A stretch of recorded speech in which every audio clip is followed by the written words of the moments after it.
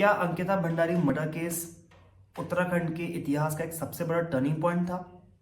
क्योंकि उसके बाद से उत्तराखंड में वो सारी चीज़ें हो रही है जो कि नहीं होनी चाहिए, और वो चीज़ भी हो रही है जो कभी यहाँ नहीं हुआ करती थी।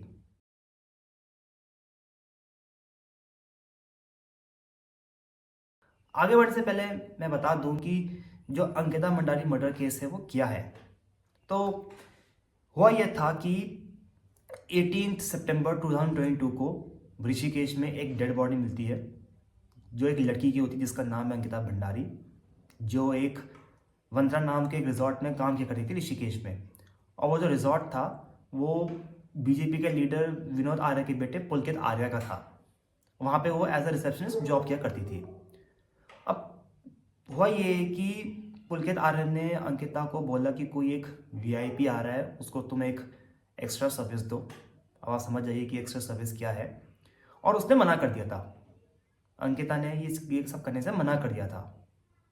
लेकिन वो पता ही था कि भाई कि वो उसके बाद से वो कभी कल का सूरज नहीं देख पाएंगी, क्योंकि उसके बाद ही पुलकित आर्य ने और उसके बंदों ने उसकी हत्या कर दी थी।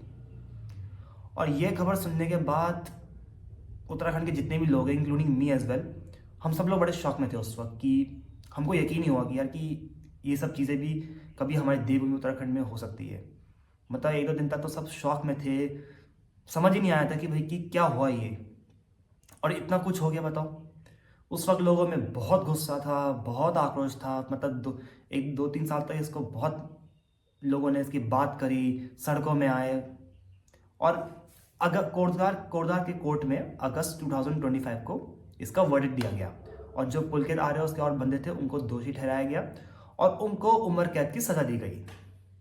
हालांकि मेरे विचार में तो उनको तो फांसी की सज़ा देनी चाहिए थी, क्योंकि इट्स अ मर्डर, ये एक मर्डर है, फांसी मिलनी चाहिए थी, लेकिन वो नहीं मिली।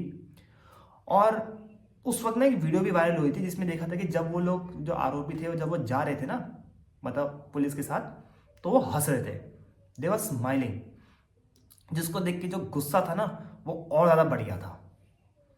तो वो जो आरोपी थे उनको उम्र कैद की सज़ा दी गई थी, और तब से ये बोला गया कि भाई उसको न्याय मिल गया है। हालांकि बहुत से लोगों का कहना है, जिसमें मैं भी हूँ, कि उसको शायद न्याय उतना नहीं मिला है। अब ये मुद्दा इतना वायरल इसलिए हो रहा है क्योंकि अभी कुछ दिनों पहले कोई बीजेपी का कोई एमएलए है, कोई राठौर, उसकी वाइफ ने बताया कि भाई कि मेरे पास जो वीआईपी है, जो वीआईपी है जिसने मांग करी थी सब चीज़ों की, उसका नाम पता है, उसकी रिकॉर्डिंग पता है मेरे पास। अभी शायद इसलिए वो बोल सकते कि जो हस्बैंड वाइफ है उनके बीच में थोड़ा लफड़ा हो गया है, कुछ बहसबाजी चल गई, तो इस चक्कर में अब चीज़ें निकल के सामने आ रही है। पर सवाल ये आता है कि भाई कि ये चीज़ पहले क्यों नहीं आई? ये चीज़ अगर पहले आ जाती तो क्या दिक्कत थी? लेकिन वो चीज़ नहीं हुई है।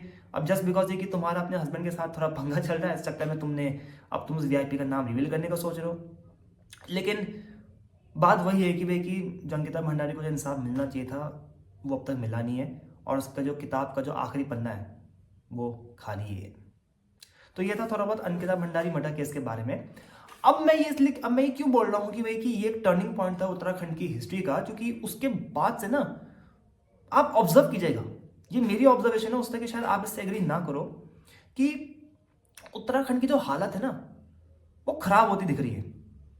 हर जगह पेड़ कट रहे हैं, पहाड़ कट रहे हैं, गुंडागर्दी बढ़ी है, मूल निवासियों पे अटैक हो रहे हैं। कहीं ना कहीं से खबर सुनो तो कोई ना कोई माफिया आ जाता है, वो हमारे मूल निवासी पे हमला करता है, कई लोगों की जान भी चली गई है।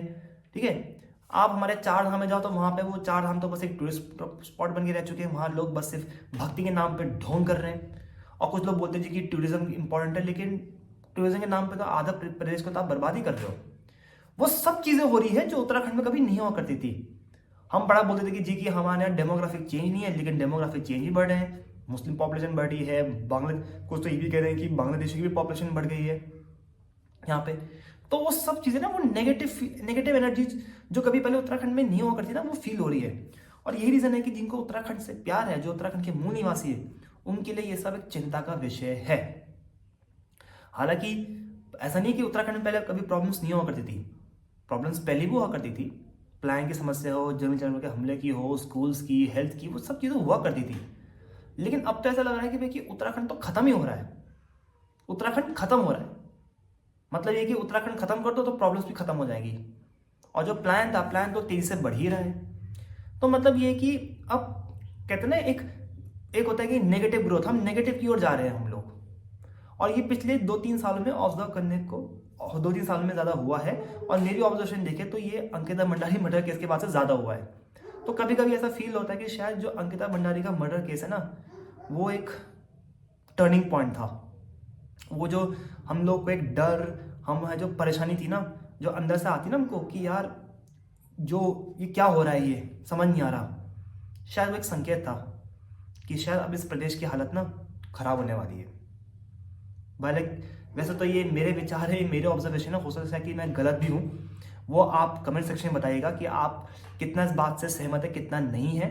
लेकिन अंकिता भंडारी मर्डर केस की बात करें तो उसकी कहानी अभी भी अधूरी ही है। तो मिलता है आपसे अगली वीडियो में। आपके जो विचार हो, आपकी जो सोच हो, कमेंट सेक्शन में ज़रूर बताइएगा। वीडियो अच्छा लगे तो लाइक कीजिएगा और जितना ज़्यादा शेयर कर सकते हैं उतना ज़रूर कीजिएगा। जय वंदे विशाल, जय हिंद, जय भारत, जय उत्तराखंड।